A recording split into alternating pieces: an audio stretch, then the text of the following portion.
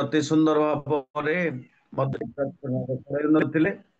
ତେଣୁ ତାଙ୍କ ପରିବାରକୁ ପ୍ରଭୁ ଆଶୀର୍ବାଦ କରନ୍ତୁ। ଏହି ସମୟରେ ଆମେ ପୁନର୍ବାର ଏକ ଦ୍ୱିତୀୟ ପର୍ଯ୍ୟାୟରେ ପହଞ୍ଚୁ। ଏ ଦ୍ୱିତୀୟ ପର୍ଯ୍ୟାୟ ପରୀକ୍ଷା କରିବା ପାଇଁ ଆମମାନଙ୍କ ହୋଷ୍ଟ ମହାଶୟ ମତେ କହିଥିଲେ, ଆଉ ମୁଁ ପରିଚାଳନା କରୁଛି। ପ୍ରଭୁ ସେ ପରିଚାଳନାରେ ଉପସ୍ଥିତ ରୁହନ୍ତୁ।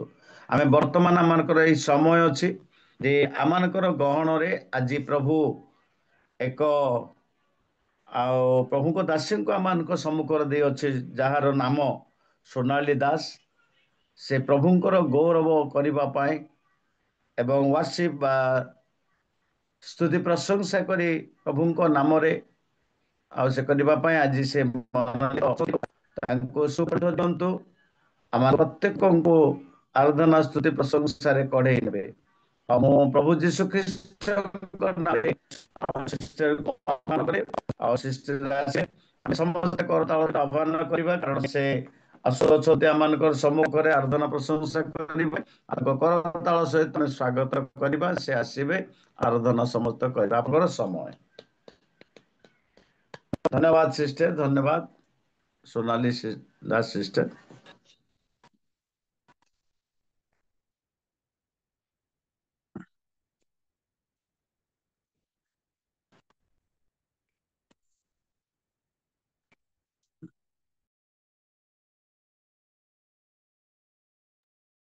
म्यूट करंतु। मो आवाज आछी। आज्ञा प्रभु को धन्यवाद दी। प्रभु अनुग्रह करिसेंती। आज रही प्रातः काल रे तांको चरण तले बसिया पे सुजोग देइछंती, सेत पे प्रभु को धन्यवाद दिए। मोर कोनोसी योग्यता नथिले मध्य तांकर गौरव ପାଇଁ प्रभु आज मते सुजोग देइछंती, सेत पे मध्य प्रभु को धन्यवाद दिए। आसंतु आमने प्रभुंकर प्रशंसा करिबा। आमने किछि गीत गाइबा। ए प्रातः काल रे निज निज को प्रभुंक हस्तरे समर्पण करिबा। जति भी टी शरीर असुस्थ थंडा धरिछि, किंतु प्रभु जे महान परमेश्वर, से आमनकर अंतकरण देखिबा परमेश्वर। प्रभुंक ठारे निजको समर्पण करी तांकर गौरव करिबा, जेपरि परमेश्वर आज रही प्रातः काल रे तांकर उपस्थिति द्वारा मानको कढाई नियंती। Hallelujah, praise the Lord. प्रति प्रभातरे सृष्टि कर्तांकर करुणा स्मरण कर। प्रति प्रभातरे सृष्टि कर्तांकर करुणा स्मरण कर। दिवस प्रारंभे सबु किछि तांक, दिवस प्रारंभे सबु किछि तांक चरणे अर्पण कर। प्रति प्रभातरे सृष्टि कर्तांकर करुणा स्मरण कर। सूर्यर तले सबु हिंसार क्लांति रे परिपूर्ण। तृप्त नुहाई मणिष कामना जीवन अटई जीर्ण। सूर्यर तले सबु हिंसार क्लांति रे परिपूर्ण। तृप्त नुहाई मणिष कामना जीवन अटई जीर्ण। सारा जे केवल प्रभुर विश्वास, सारा जे केवल प्रभुर विश्वास हृदय धारण कर।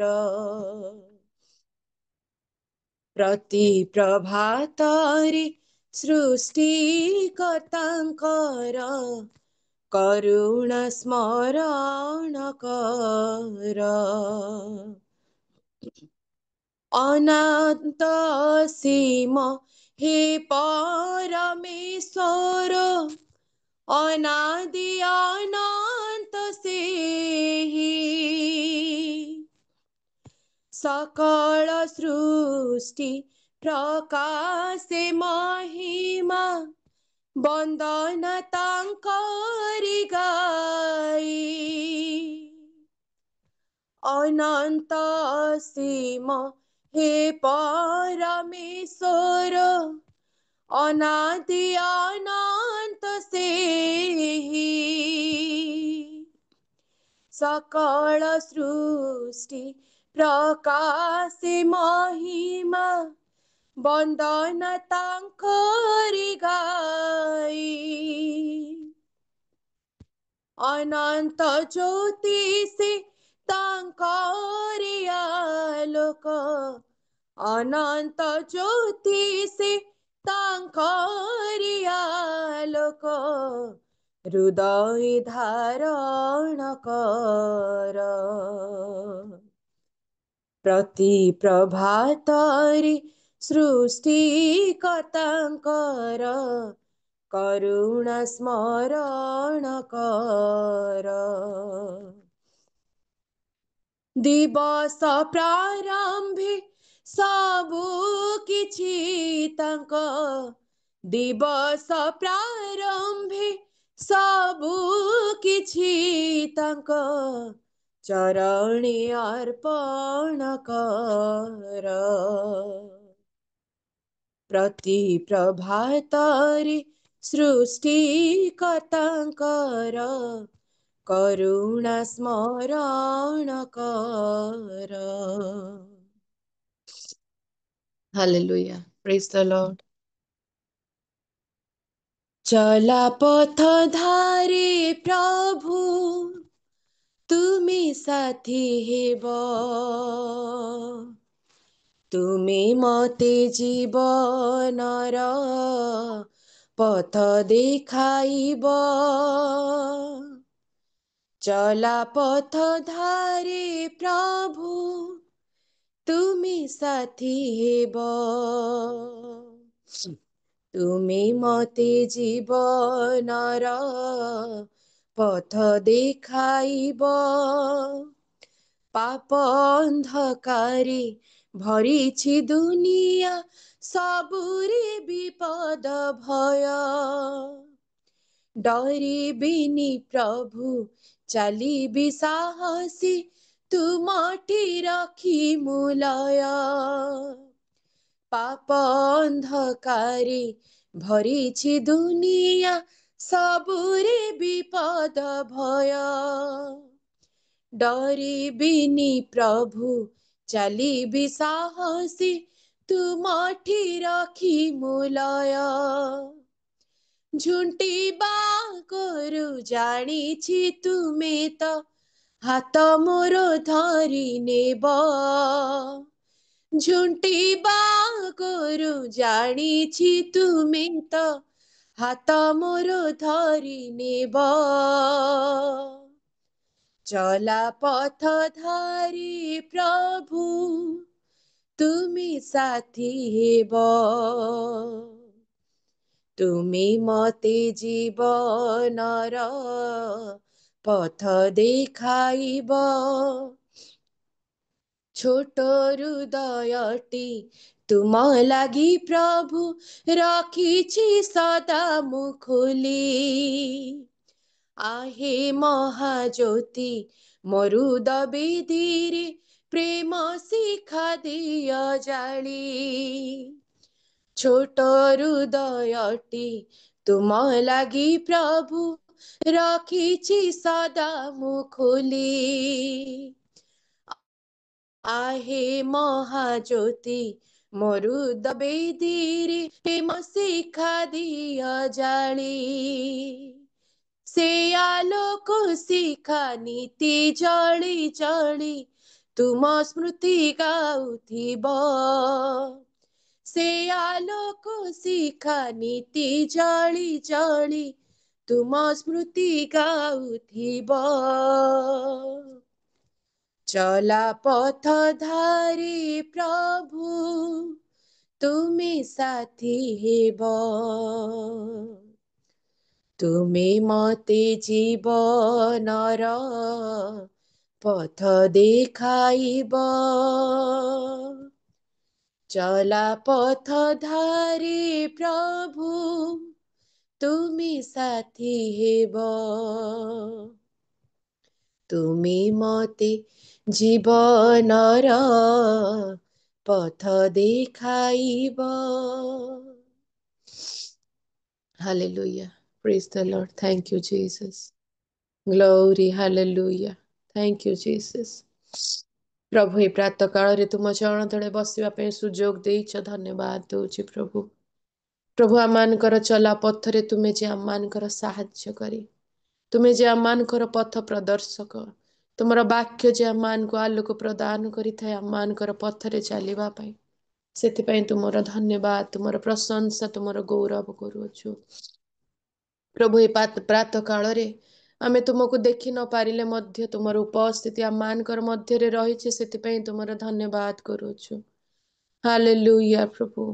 ପ୍ରଭୁ, ମୁଁ କିଏ ଯେ ପ୍ରଭୁ, ମୋର କୌଣସି ଯୋଗ୍ୟତା ନଥିଲେ ମଧ୍ୟ ତୁମ ଅନୁଗ୍ରହରେ ପ୍ରଭୁ ତୁମେ ମତେ ଯୋଗ୍ୟ ଗଣିତ କରିଛ, ସେଥିପାଇଁ ଧନ୍ୟବାଦ ଦଉଛି ପ୍ରଭୁ।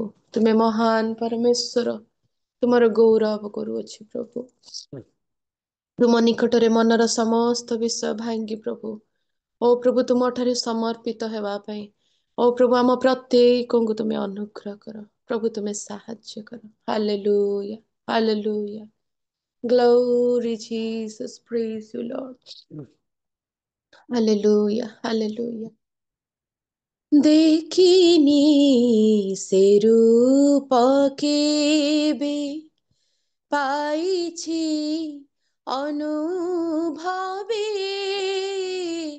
ଦେଖିନି ସେ ରୂପ କେବେ, অদেখা হয়ে অবিরত, অদেখা হয়ে অবিরত অছন্তি ମୋ সাথে, দেখিনি সে রূপ কেবে, পাইছি অনুভবে, দেখিনি সে রূপ কেবে। চির সুন্দর মিনতি মোর, থামো পাশে, চির সুন্দর মিনতি মোর, থামো পাশে, ভঙ্গাই জীবন হসু তুম পরশে, ভঙ্গাই জীবন হসু তুম পরশে, সাইতা মোর মন কথা, সাইতা মোর মন কথা, কহিবি কাপাসে, দেখিনি সে রূপ কেবে, পাইছি অনুভবে, দেখিনি সে রূপ কেবে। হেলে অন্তর নিমিষে যদি ভাল লাগে না, হেলে অন্তর নিমিষে যদি ভাল লাগে না,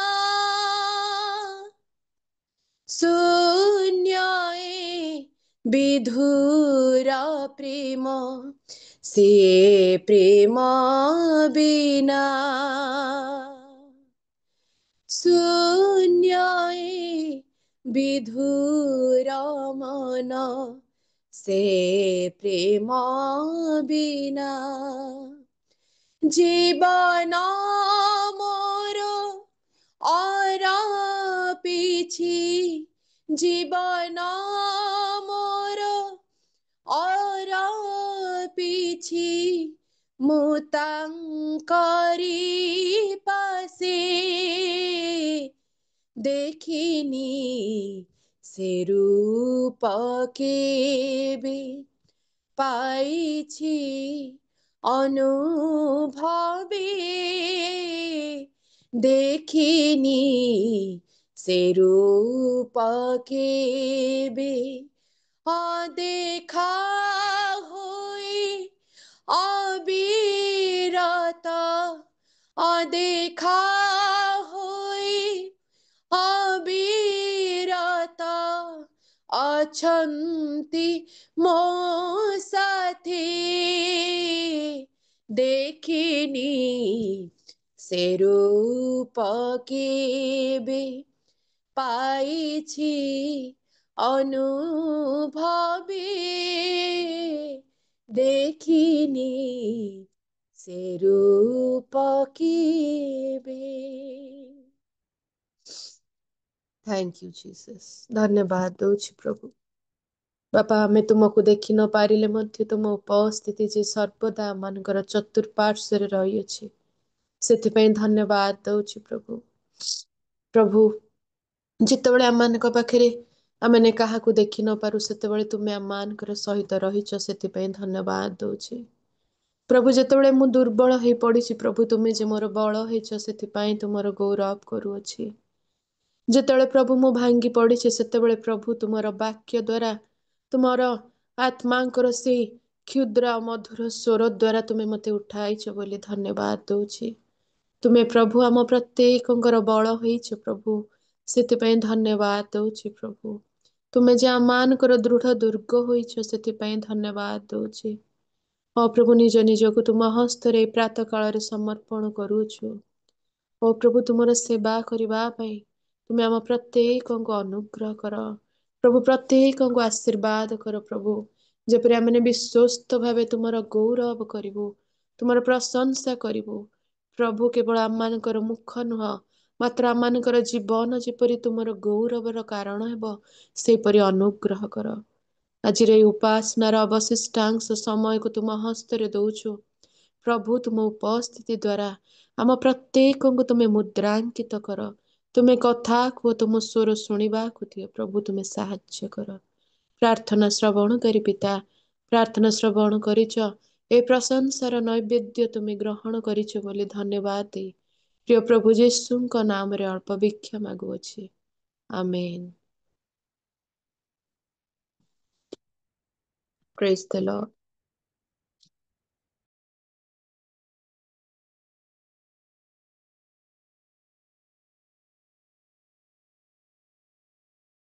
ଜେନା ସାର୍ ଆପଣଙ୍କର ମ୍ୟୁଟ୍ ଅଛି, ଅନମ୍ୟୁଟ୍ କରନ୍ତୁ। ଆମମାନଙ୍କର କହୁଥିଲେ ଯେ ସର୍ଦ୍ଦି କାଶ ହେଇଛି ଆଉ କି ପ୍ରକାର ଆରାଧନା କରିବେ, କିନ୍ତୁ ପ୍ରଭୁଙ୍କର ଧନ୍ୟବାଦ ଦେଉଛି ଗୋଟିଏ ପଦ ମଧ୍ୟ ପଟେ ସ୍ୱର ମଧ୍ୟ ଅତି ସୁନ୍ଦର ଭାବରେ ପ୍ରଭୁଙ୍କୁ ଆଉ ସେପରି ଆଉ ଗୌରବ। ଏଥିପାଇଁ ପ୍ରଭୁଙ୍କର ନିଶ୍ଚିତ ଭାବେ ପବିତ୍ର ଆତ୍ମାଙ୍କ ଅବତରଣ ଶକ୍ତି ଦ୍ୱାରା ଏ ସମସ୍ତ କାର୍ଯ୍ୟ ଅତି ସୁନ୍ଦର ଭାବରେ ଆରାଧନା କରିବା ଭଳି ପ୍ରଭୁ ଆଶୀର୍ବାଦ କରନ୍ତୁ, ପରିବାରକୁ ଆଶୀର୍ବାଦ କରନ୍ତୁ। ଆମେ ବର୍ତ୍ତମାନ ସିଧାସଳଖ ଆମେ ଯିବା, ଆମେ ବାକ୍ୟ ପରେ ଆମେ ପ୍ରାର୍ଥନା କରିବା। ଆମମାନଙ୍କର ଗହଣରେ ଆଜି ଆମମାନଙ୍କର ପ୍ରିୟ ଦାସ ଆମ ଗହଣ ଅଛନ୍ତି, ଆଉ ନିଶ୍ଚିତ ଭାବରେ ଆଜି ପାଇଛୁ ପ୍ରିୟ ଦାସ ଆଉ ମାନଙ୍କର ପ୍ରକାଶ ଭାତ୍ରା ଆଉ ପ୍ରଭୁଙ୍କ ଦାସ ଆମମାନଙ୍କର ବାକ୍ୟ ଦେବା ନିମନ୍ତେ ଆମମାନଙ୍କର ଗହଣରେ ଅଛନ୍ତି। ମଧ୍ୟ ଅନୁରୋଧ କରାଯାଇଥିଲା, ସେ ଅନୁରୋଧ କ୍ରମେ ଆଉ ଆମମାନଙ୍କର ସମ୍ମୁଖରେ ବର୍ତ୍ତମାନ ଅଛନ୍ତି। ମୁଁ ତାଙ୍କ ପ୍ରଭୁ ଯୀଶୁ ଖ୍ରୀଷ୍ଟଙ୍କ ନାମରେ ଆଉ ଆସିବେ ପ୍ରଭୁଙ୍କ ଦାସ ଆଉ ଯେଉଁ ମନୋନୀତ ପ୍ରଭୁ ଯୋଉ ବାକ୍ୟ ଦେଇଅଛନ୍ତି ବାକ୍ୟ ମାନଙ୍କୁ ପରିପ୍ରକାଶ କରିବେ, ଶୁଣିବା, ଗ୍ରହଣ କରିବା, ବିଶ୍ୱାସ କରିବା ଏବଂ ପ୍ରସ୍ତୁତ ହେବା ଏମାନଙ୍କର ନିତାନ୍ତ ଆବଶ୍ୟକ। ତେଣୁ ସହିତ ଆମମାନଙ୍କର ବାର୍ତ୍ତା ଆଜ୍ଞାଙ୍କୁ ସ୍ୱାଗତ କରିବା। ସେ ଆସିବେ ଆଉ ପ୍ରଭୁଙ୍କର ବାକ୍ୟ ପରିଚର୍ଚ୍ଚା କରିବେ। ନମସ୍କାର ଆଜ୍ଞା, ଆପଣଙ୍କର ସମୟ। ନମସ୍କାର।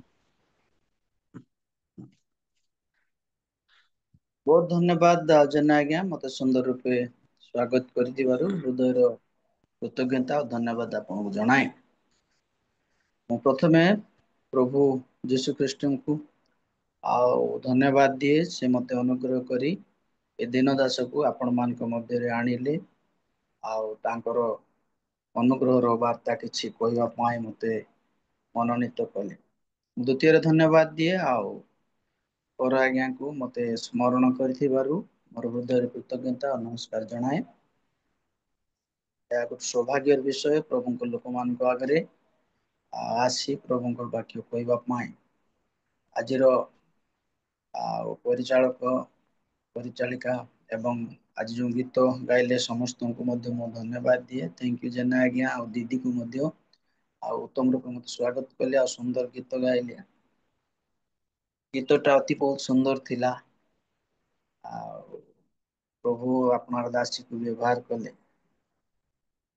ସେଥିପାଇଁ ପ୍ରଭୁ ଗୌରବ ପାଆନ୍ତୁ।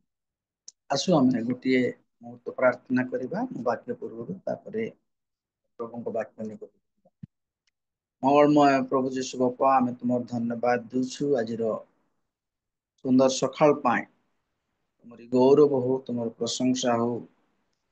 ତୁମ ଲୋକମାନେ ଯେତେବେଳେ ତୁମକୁ ଡାକନ୍ତି, ତୁମକୁ ଚାହାନ୍ତି କିଛି ପାଇବା ଆଶାରେ, ପ୍ରଭୁ ସଂସାରରେ ଅନେକ ବିଷୟ ରହିଛି। କିନ୍ତୁ ତା ମାନଙ୍କୁ ତ୍ବରିତୃପ୍ତ କରିପାରେ ନାହିଁ, ସୁଖ ଦେଇପାରେ ନାହିଁ। ଅଳ୍ପ ସମୟ ସୁଖ ନଷ୍ଟ ହୁଏ। କିନ୍ତୁ ତୁମ ପବିତ୍ର ବାକ୍ୟ ସ୍ୱର୍ଗୀୟ ବାଣୀ ସବୁବେଳେ ଆମକୁ ସୁଖ ଆଉ ଆନନ୍ଦ ଦେଇଥାଏ। ଆଜି ବସିଥିବା ତୁମ ପ୍ରିୟ ଲୋକମାନଙ୍କୁ ତୁମ ହସ୍ତରେ ସମର୍ପଣ କରି ତୁମେ କଥାକୁ ଅନୁଗ୍ରହ କର, ଏ ଯଜ୍ଞକୁ ବ୍ୟବହାର କର। ତୁମେ କାଟ, ତୁମେ ବାଟ ପ୍ରଭୁ ଏବଂ ତୁମ ଲୋକମାନଙ୍କୁ ତୃପ୍ତ କରି ତୁମ ଗୌରବ ପାଇଁ ବଞ୍ଚାଅ। ଏ ସବୁ ସତ୍ତ୍ୱେ ତୁମର ଉପସ୍ଥିତି ଆମ ମାନଙ୍କ ଉପରେ ରଖ। ଯାହା ଶୁଣିବୁ ତା ଜୀବନରେ ଲଗେଇ ସ୍ୱର୍ଗ ରାଜ୍ୟରେ ସଞ୍ଚିତ ହବ, ଦିନେ ଆମେ ଆଶୀର୍ବାଦ ପ୍ରାପ୍ତ ହବୁ। ଏଥିପାଇଁ ତୁମେ ଦୟା କର।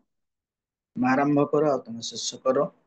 ସମସ୍ତଙ୍କୁ ତୁମ ହସ୍ତରେ ସମର୍ପଣ କରି ଡିଭାଇସର ସମସ୍ତଙ୍କ ଉପରେ ତୁମର କରୁଣାର ଦୃଷ୍ଟି ରଖ, ଅଭିଷେକ କର, କଥା କୁହ ଏବଂ ପ୍ରଭୁ ତୁମର ଆତ୍ମା ଆମମାନଙ୍କ ମଧ୍ୟ ତୁମର ଉପସ୍ଥିତି ପାଇଁ ତୁମର ଧନ୍ୟବାଦ, ସୁଯୋଗ ପାଇଁ ତୁମର ଧନ୍ୟବାଦ।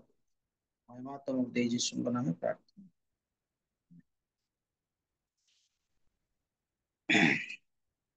ବହୁତ ଧନ୍ୟବାଦ sir, thank you once again. ଆଉ ଆପଣଙ୍କ ମାନଙ୍କୁ ସମସ୍ତଙ୍କୁ ମୁଁ ଧନ୍ୟବାଦ ଦିଏ।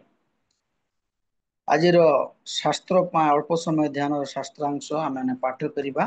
ମୁଁ ମନୋନୀତ କରିଛି ଆଜିର ଶାସ୍ତ୍ରାଂଶ ହଉଛି ଗୀତ ସଂହିତା 84 କୁ ଅଳ୍ପ ସମୟ ଆମମାନେ ଧ୍ୟାନ କରିବା। ଗୀତ ସଂହିତା 84 ଗୀତକୁ ଆମେ ଯେତେବେଳେ ଦେଖୁ ତାକୁ ପୌରହ ସନ୍ତାନ ମାନଙ୍କର ଗୀତ ବୋଲିକି ଲେଖାଯାଏ। ଏକ ସୌନ୍ଦର୍ଯ୍ୟ ଗୀତ, ଆଶୀର୍ବାଦର ଗୀତ। ଆପଣ ଗୀତ ସଂହିତା 84 କୁ ଯେତେବେଳେ ଭଲସେ ଧ୍ୟାନ କରିବେ, ସେତେବେଳେ ସେଠି ଗୋଟିଏ ଜିନିଷ ଆମେ ଦେଖିପାରୁଛୁ। ଗୀତ ରଚକଙ୍କ ଜୀବନରେ କିଛି ଊଣା ରହିଛି, କିଛି ଅଭାବ ରହିଛି। ଯୋଉ ଜିନିଷ ସେ ପୂରଣ କରିପାରି ନାହାନ୍ତି, ତାକୁ ପୂରଣ କରିବା ପାଇଁ ଅନେକ ଚେଷ୍ଟା ସେ କରିଛନ୍ତି। ଆଉ ତାଙ୍କ ଜୀବନରେ ସେ ତାଙ୍କର ଯୋଉ ଅଭାବକୁ ପରମେଶ୍ୱରଙ୍କ ଠାରୁ ପ୍ରାପ୍ତ ହେବା ପାଇଁ ଚିନ୍ତା କରିଛନ୍ତି। ଏ ଗୀତଟି ଅତ୍ୟନ୍ତ ଗୁରୁତ୍ୱପୂର୍ଣ୍ଣ ଆନନ୍ଦଜନକ ଅଟେ। ଆମେ ଯେତେବେଳେ ଏ ଗୀତକୁ ପାଠ କରୁଛୁ, ଆପଣ ଯଦି ଦେଖିବେ ମାତ୍ର ଏଠି 12ଟି ପଦ ଅଛି। ଏଇ 12ଟି ପଦରୁ ଆମେ ତିନି ଭାଗରେ ଆକୁ ବିଭକ୍ତ କରାଯାଏ। ପ୍ରଥମ ଚାରିପଦରେ ଆମେ ଯେତେବେଳେ ଦେଖୁଛୁ, ସେଠି ଧନ୍ୟ ବୋଲିକରି ଲେଖାଯାଏ। 3ଟା ଜାଗାରେ ଧନ୍ୟ ଧନ୍ୟ ବୋଲିକରି ଲେଖାଯାଏ। 1 ରୁ 4, 5 ରୁ 8, 9 ରୁ 12। ଯଦି 1 ରୁ 4 ଆପଣ ଯଦି ଦେଖିବେ ତେବେ ସେଠାରେ ଲେଖାଯାଏ 4 ପଦରେ ଆଉ ଧନ୍ୟ ବୋଲିବା ଶବ୍ଦଟି ଆସୁଛି। 5 ରୁ 8 ପଦରେ ଆମେ ଧନ୍ୟ ବୋଲିକିରି ଆଉ ଗୋଟେ ଶବ୍ଦ ପାଉ। ଆଉ 12 ପଦରେ ଆଉ ଗୋଟେ ଧନ୍ୟ ବୋଲିବା ଶବ୍ଦ ଆମେ ପାଉ। ବ୍ଲେସେଡ୍ ଯାହା ଆମେ ଜାଣୁଛୁ। ଆଉ ଏଇ ଯୋଉ 3 ଜାଗାରେ ଧନ୍ୟ ଧନ୍ୟ ଧନ୍ୟ ବୋଲି ଲେଖାଯାଏ, ତେବେ କିଏ ଧନ୍ୟ? ଗୀତ ରଚକ ଲେଖୁଛନ୍ତି 84 ର 4ରେ ଯେଉଁ ଲୋକ ତୁମ୍ଭ ଆବାସରେ ବାସ କରେ ସେ ଧନ୍ୟ। ଯଦି 4 ପଦରେ ଆମେ ଦେଖିବା, ଦ୍ୱିତୀୟ କଥା ଲେଖାଯାଏ ଯାହାର ବଳ ତୁମ୍ଭ ଠାରେ ଥାଏ ସେ ଧନ୍ୟ। ତୃତୀୟ କଥା ଯଦି ଆମେ ଦେଖିବା 12 ପଦରେ ଲେଖାଯାଏ ଯେ ତୁମ୍ଭ ଉପରେ ଭରସା କରେ, ଯେ ତୁମ୍ଭ ଠାରେ ଭରସା କରେ ସେ ଧନ୍ୟ। ତେବେ ଏଇ ଗୀତ ସଂହିତା 84 କୁ ଯେତେବେଳେ ଆମେ ଦେଖୁଛୁ, ଆର ହେଡିଂରେ ମଧ୍ୟ ଆମେ ଦେଖିପାରୁଛୁ ଏହା ହଉଛି ପରୋହ ସନ୍ତାନ ଗଣର ଗୀତ। ଗୀତ ସଂହିତା 150 ଅଧ୍ୟାୟ ମଧ୍ୟରୁ ପ୍ରାୟ କିଛି ଗୀତ ପରୋହ ସନ୍ତାନ ମାନେ ଲେଖିଛନ୍ତି। ଆପଣ ଯଦି 42 କୁ ଦେଖିବେ, 44 ରୁ 49 କୁ ଦେଖିବେ, 84, 85, 87, 88 ଏସବୁ ଗୀତରେ ଆମମାନେ ପରୋହ ସନ୍ତାନ ମାନଙ୍କର ଗୀତ ବୋଲି ଆମେ ଦେଖିବାକୁ ପାଉ। ମୁଁ 1 ମିନିଟ ସରିନିଏ। ସାର୍ ମୁଁ କେତେ ସମୟ ନେଇପାରିବି ପଚାରି ପାରିବି? ହଁ, 30 ରୁ 35 minute sir. Thank you very much. ତେବେ ଏଇ ଯୋଉ ପରୋହ ସନ୍ତାନ ମାନଙ୍କର ଗୀତ ଆଉ 42, 84, 49 ଆଉ 84, 85, 87 ଆଉ 88 ମଧ୍ୟରେ ଆମେ ଦେଖିବାକୁ ପାଉ। ତେବେ ଏଇ ପରୋହ ସନ୍ତାନ ମାନେ କେଉଁମାନେ? ବିଶେଷ କରି ପରୋହ ସନ୍ତାନ ମାନଙ୍କର କଥା ଆମେ ଯେତେବେଳେ ଦେଖୁ, ଆମକୁ ଆଉ ସେଇ ଗଣନା ପୁସ୍ତକକୁ ଯଦି ଯାଉ ସେମାନଙ୍କର ବିବରଣ କଥା ଆମେ ଜାଣିପାରୁ। ଗଣନା ପୁସ୍ତକ ତାର 16 ଅଧ୍ୟାୟରେ ଲେଖାଯାଏ ସେମାନଙ୍କର କଥା। ସେମାନେ ଲେବୀୟ ଲୋକମାନେ ଥିଲେ, ମଶାଙ୍କର ସମ୍ପର୍କୀୟ ଲୋକମାନେ ଥିଲେ। ଆପଣ ଯଦି ପଢିବେ ଗଣନା ତାର 16, 1, 2, 3 ସେମାନଙ୍କର ବିବରଣ ପାଇପାରିବେ। ଏପରିକି ଏଇ ପରୋହ ସନ୍ତାନ ମାନେ ଆଉ ସେମାନଙ୍କର ବାପା ଯିଏକି ଆଉ ମଶାଙ୍କ ବିରୁଦ୍ଧରେ ସେମାନେ ଉଠିଥିଲେ, ଆଉ ପ୍ରାୟ 250 ଲୋକ ସେମାନେ ମୃତ୍ୟୁ ହେଇଥିଲେ। ଯଦି ବା ଲେବୀୟ ଗୋଷ୍ଠୀର ଥିଲେ, ସେମାନେ ମଶାଙ୍କର ସମ୍ପର୍କୀୟ ଥିଲେ ଏବଂ ଜୀବିତ ଅବସ୍ଥାରେ ହିଁ ସେମାନେ ବିଦ୍ରୋହ ଦ୍ଵାରା ସେମାନଙ୍କର ମୃତ୍ୟୁବରଣ ହେଇଥିଲା। ଯଦି ଆପଣ ଆଉ ଦେଖିବେ 26 ଅଧ୍ୟାୟର 12 ପଦ ଗଣନା ପୁସ୍ତକରେ, କିନ୍ତୁ ଯଦି ବା ସେ 250 ଲୋକ ମଲେ, ମାତ୍ରକ ପରୋହ ସନ୍ତାନ ମାନେ ତାଙ୍କର ପୁଅ ମାନେ ପିଲାମାନେ ମରି ନଥିଲେ, ସେମାନେ ସେମାନଙ୍କ ସାଙ୍ଗରେ ଥିଲେ। ତେବେ ପରୋହ ସନ୍ତାନ ମାନଙ୍କ ଠାରୁ ଆମେ କଣ ଶିକ୍ଷା କରିପାରୁଛୁ? ଯଦି ସେ 26 ରୁ 11 ପଦରେ ଯଦି ଦେଖିବା ଆମେ, ବାପା ଯଦି ବା ରେଭିଲାନ୍ସ କଲେ, ତାଙ୍କ ବିରୁଦ୍ଧରେ ଉଠିଲେ, ମଶାଙ୍କ ବିରୁଦ୍ଧରେ ନେତୃତ୍ୱ ବିରୁଦ୍ଧରେ ଉଠିଲେ, ପ୍ରଭୁଙ୍କ ଲୋକମାନଙ୍କ ବିରୁଦ୍ଧରେ ଉଠିଲେ, କିନ୍ତୁ ପିଲାମାନେ ପ୍ରଭୁଙ୍କ ଲୋକମାନଙ୍କ ବିରୁଦ୍ଧରେ ଉଠିଲେ ନାହିଁ। ସେଥିପାଇଁ ସେମାନେ ଆଶୀର୍ବାଦ ପ୍ରାପ୍ତ ହେଲେ, ସେଥିପାଇଁ ସେମାନେ ବଞ୍ଚିଲେ, ଆଉ ସେଥିପାଇଁ ସେମାନେ ପ୍ରଭୁଙ୍କ ଠାରୁ ଅନେକ ଆଶୀର୍ବାଦର ଅଂଶ ହେଇପାରିଲେ। ତେବେ ଏଇ ଷୋଳ ସନ୍ତାନ ମାନଙ୍କର ଗୁଣ ହଉଛି ଈଶ୍ୱରଙ୍କର ପ୍ରଶଂସା କରିବା। ଆମେ ଯଦି ଦ୍ଵିତୀୟ ରାଜାବଳୀ 20 ଅଧ୍ୟାୟର ତାର 19 ପଦ ଯଦି ଦେଖୁ, ଏମାନେ ଯେତେବେଳେ ପ୍ରଶଂସା କଲେ, ଯୁଦ୍ଧରେ ରାଜା ବିଜୟ ଲାଭ କଲେ। ଏମାନଙ୍କର ପ୍ରଶଂସା ଦ୍ୱାରା ରାଜା ଯୁଦ୍ଧରେ ବିଜୟ ଲାଭ କଲେ। ପରମେଶ୍ୱରଙ୍କର ପ୍ରଶଂସା ମନୁଷ୍ୟକୁ ବିଜୟ ଆଣିଦିଏ। ପରମେଶ୍ୱରଙ୍କର ପ୍ରଶଂସା ମନୁଷ୍ୟକୁ ଆଶୀର୍ବାଦ ଆଣିଦିଏ। ପରମେଶ୍ୱରଙ୍କର ପ୍ରଶଂସା ମନୁଷ୍ୟକୁ ଈଶ୍ୱରଙ୍କ ନିକଟକୁ ଆଣିଦିଏ। ଯଦିବା तांको जीवन रे अनेक कथा आमे पूर्व संतान मानकर कथा बाइबल रे देखिबा को पाऊ से माने अत्यंत स्वतंत्र लोक माने जदि बा से माने अल्प थिले से माने कोठारु आमे कोनसी गुण रे भलो नो से मान कोठारु आमे कोनसी गुण रे योग्य नो किंतु तांको इतिहास को जिते बेले आमे देखुछु तथापि से मान को मध्य अनेक दंड पाइले कष्ट पाइले दुख पाइले किंतु तांको पिलामानक कथा जिते बेले से माने ईश्वरंकर प्रशंसा करबा को भूलिले आमे जो परिस्थिति रे थाउ ना काहे कि ईश्वरन को प्रशंसा करबा निहाती आवश्यक हेई पारे आमानकर खराब समय हेई पारे आमानकर फाइनेंशियल प्रॉब्लम हेई पारे आमानकर सोशल प्रॉब्लम व्यक्तिगत समस्या रही पारे किंतु कोनोसी समस्या मध्य रे आमाने प्रभु को प्रशंसा करबा को भूलिबा नाही बेले बेले कष्ट आ दुख आसिले आमे प्रभु को भूली जाऊ बेले बेले आम जीवन रे समस्या आसिले आमे टिके इग्नोर करू किंतु पर संतान मानकर कथा देखुछु तांको पिता मृत्युवरण करले अनेक लोक मरिले किंतु से माने ईश्वरन संगे कनेक्ट हे कि रहिले से मान भूल को से माने सुधारिले परमेश्वर निकट को से माने रिकनेक्ट ले विशेष करी गीत संहिता आमे जिते बेले पाठ करू आमे मु गुटे हेब्रू कंटेक्स्ट अनुसार मु कहबी आमे गीत संहिता जिते बेले पाठ करू गीत संहिता रे तीनोटी कथा लेखा जाए गोटे होउची कोन तीनटी कथा लेखा जाए जने गोटे कथा होउची प्रथमे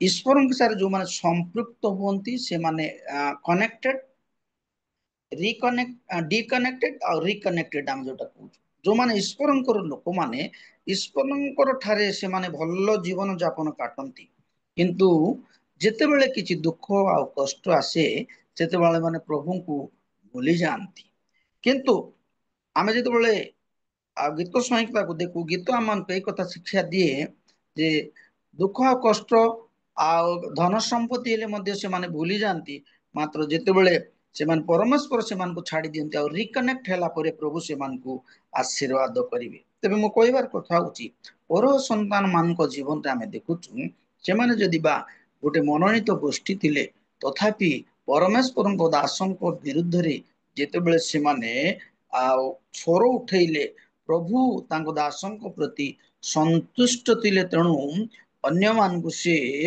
दंड आउ देले तेणु आमे प्रत्येक परिस्थिति रे परमेश्वरंकर गौरव करबा आवश्यक अटे द्वितीय कथा देखुछु कोनोसी परिस्थिति रे मध्य से माने ईश्वरंकर प्रशंसा करबा को भूलिले नाही तेबे ए कोरो संतान माने एक आशीर्वाद प्राप्त लोक माने से माने की प्रकार आशीर्वाद पाइतिले आमे अल्प समय चिंता करबा प्रथम कथा से माने तीन प्रकार आशीर्वाद पाइतिले प्रथम आशीर्वाद होची से माने सलोमनक मंदिर रो द्वारी थिले जेतेबेले ईश्वरक निकट रे से माने समर्पित होइतिले प्रभु तांगुड दायित्व देइतिले तांगुड जॉब देइतिले सलोमनक मंदिर रे आ प्रथम वंशावली तार 9 अध्याय 17 रु 21 पद जदि आमे पाठ करिबा के जने जदि पाठ करिवे आउ आमे जानि परिबा से माने सलोमनक मंदिर रे एक द्वारी भाव रे कार्य करथिले दया करी के जन साहाय्य करंतु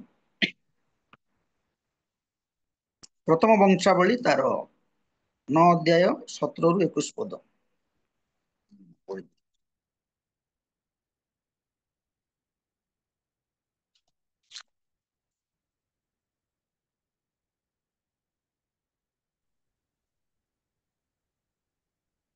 आपण जदि 18 पद देखिबे तांकर से माने द्वारपाल बोली कर लिखा जाए आ 21 पद तबलून ओ अबकुल ओ टलमोर ओ अतिमोन एमानकर भातृगण सलमन प्रधान थिले एमाने एपर्यंत पूर्व दिगस्थ राजद्वार रे रहिले एमाने लेबी संतान मानकर छाउनी रो द्वारपाल से माने द्वारपाल थिले प्रथम आशीर्वाद होची ईश्वरंक मंदिर रो से माने द्वारपाल थिले सेति पाई भक्त दाऊद कहती किछ तो कहती 100 दिन मु पैलेस रे रहिबा अपेक्षा गोटे दिन ईश्वरंकर मंदिर को मु लालसा करे तेबे प्रथम आशीर्वाद आमे देखुचु ए कोरो संतान मानकर से माने ଏକ ସୁଯୋଗ ପ୍ରଭୁ ଦେଲେ ତାଙ୍କ ସେବା କରିବା ପାଇଁ। ପ୍ରିୟ ପ୍ରଭୁଙ୍କର ଲୋକମାନେ, ଆମେ ଯେତେବେଳେ ଈଶ୍ୱରଙ୍କର ନିକଟବର୍ତ୍ତୀ ହଉ, ଆମେ ଯେତେବେଳେ ପାପ ସ୍ୱୀକାର କରୁ, ଆମେ ଯେତେବେଳେ ପ୍ରଭୁଙ୍କ ପାଖକୁ ଆସୁ, ସେ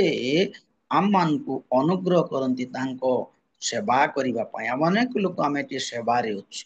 ସେବା ବିଭିନ୍ନ ପ୍ରକାର ଅଟେ। ଆଉ ଆମେ ସେ ସେବାକୁ ପ୍ରଭୁ ବିଭିନ୍ନ ଲୋକଙ୍କୁ ବିଭିନ୍ନ ବରଦାନ ଦେଇଛନ୍ତି। ତେବେ ଏଇ ଯୋଉ କୌରବ ସନ୍ତାନ ମାନଙ୍କର ପ୍ରଥମ ବିଷୟ ଆମେ ଦେଖୁଛୁ, ସେମାନେ ଦ୍ୱାରୀ ଥିଲେ। ସେମାନେ ସବୁବେଳେ ଈଶ୍ୱରଙ୍କର ଧନ୍ୟବାଦ କରୁଥିଲେ। ସେମାନେ ଯଜ୍ଞ ନଥିଲେ, ତଥାପି ସେମାନଙ୍କୁ ପରମେଶ୍ୱର ଅନୁଗ୍ରହ କରୁଥିଲେ। ବେଳେ ବେଳେ ଈଶ୍ୱର ଆମକୁ ସୁଯୋଗ ଦିଅନ୍ତି, ଆଶୀର୍ବାଦ କରନ୍ତି, ଅନୁଗ୍ରହ କରନ୍ତି ତାଙ୍କ ସେବା କରିବା ପାଇଁ। ବେଳେ ବେଳେ ପରମେଶ୍ୱର ଅପରଚ୍ୟୁନିଟି ଯେତେବେଳେ ଦିଅନ୍ତି, ଆମେ ମିସ୍ ବ୍ୟବହାର ତାକୁ କରିଥାଉ। ତେବେ ଏ କୌରବ ସନ୍ତାନ ମାନେ ମଶାଙ୍କ ସହିତ କୌରବର ଲୋକମାନେ ସମସ୍ତେ ରହିଥିଲେ, କିନ୍ତୁ ସେମାନେ ତାଙ୍କର ପଦକୁ ସେମାନେ ମିସବିହେଭ କରିଥିଲେ। କିନ୍ତୁ ଏଠି ଦେଖୁଛୁ ସେମାନଙ୍କର ପିଲାମାନେ ଆଶୀର୍ବାଦ ପାଇଲେ। ଯେତେବେଳେ ସେମାନେ ବିଦ୍ରୋହ କଲେ ନାହିଁ, ଯେତେବେଳେ ସେମାନେ ପରମେଶ୍ୱରଙ୍କର ଦାସଙ୍କୁ ସମ୍ମାନ କଲେ, ପ୍ରଭୁ ସେମାନଙ୍କୁ ଆଶୀର୍ବାଦ କଲେ। ତେବେ ପ୍ରଥମ ଆଶୀର୍ବାଦ ଆମେ ଦେଖୁଛୁ, ସେମାନେ ସଲୋମନଙ୍କ ମନ୍ଦିରର ଦ୍ୱାରୀ ଥିଲେ। ପ୍ରିୟ ପ୍ରଭୁଙ୍କର ଲୋକମାନେ, ଆଜି ସକାଳେ ପ୍ରଭୁ ଆଜି ଆମକୁ ଏଇ କଥା କହନ୍ତି ଯେ ଆମ ଜୀବନରେ ଆମେ ଯୋଉ ସୁଯୋଗ ପାଇଛୁ, ପ୍ରଭୁ ଯୋଉ ଅନୁଗ୍ରହ ଦେଇଛନ୍ତି, ସେ ଅନୁଗ୍ରହକୁ ଆମେ କେତେ ଦୂର ବ୍ୟବହାର କରୁଛୁ। ଯଦି ଅନୁଗ୍ରହକୁ ଆମେ ବ୍ୟବହାର କରିବା, ପ୍ରଭୁ ଆମକୁ ତାଙ୍କ କାର୍ଯ୍ୟରେ ଆମମାନଙ୍କୁ ବ୍ୟବହାର କରିବେ। ଦ୍ୱିତୀୟ କଥା, ସେମାନେ ମନ୍ଦିରର ରୁଟି ବନେଇବା ପାଇଁ, ସମାଗମ ତମ୍ବୁର ରୁଟି ବନେଇବା ପାଇଁ ସେମାନଙ୍କୁ ଦାୟିତ୍ୱ ଦିଆଯାଇଥିଲା। ଦ୍ୱିତୀୟ ବଂଶାବଳୀ 9 ଅଧ୍ୟାୟ ତାର 31 ଆଉ 32 ପଦ ଦୟାକରି ଆମେ ପଢିବା। ଦ୍ୱିତୀୟ ବଂଶାବଳୀ ତାର 9 ଅଧ୍ୟାୟ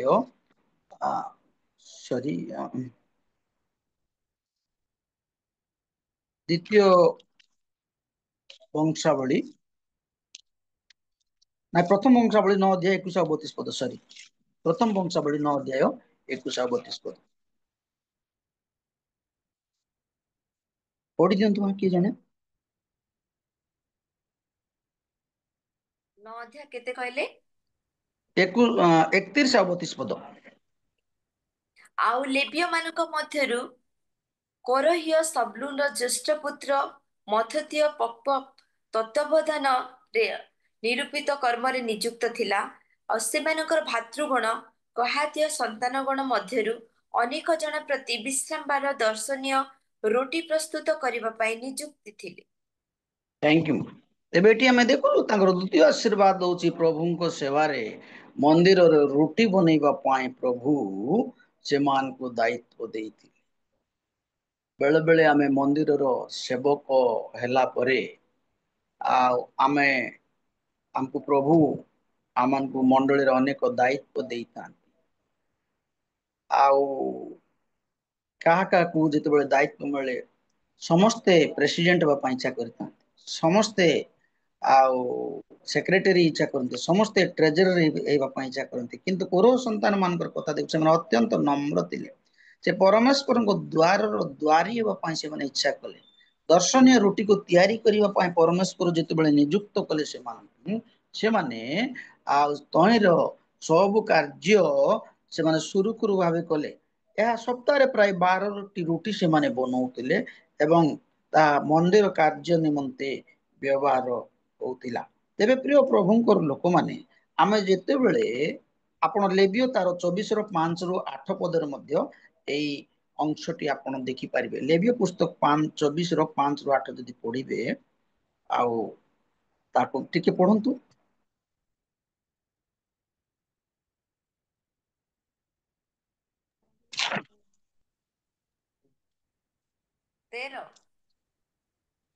ଆଜ୍ଞା, ଲେବିୟ ପୁସ୍ତକ 24 ଅଧ୍ୟାୟ 5 ପଦରୁ 8 ପଦ।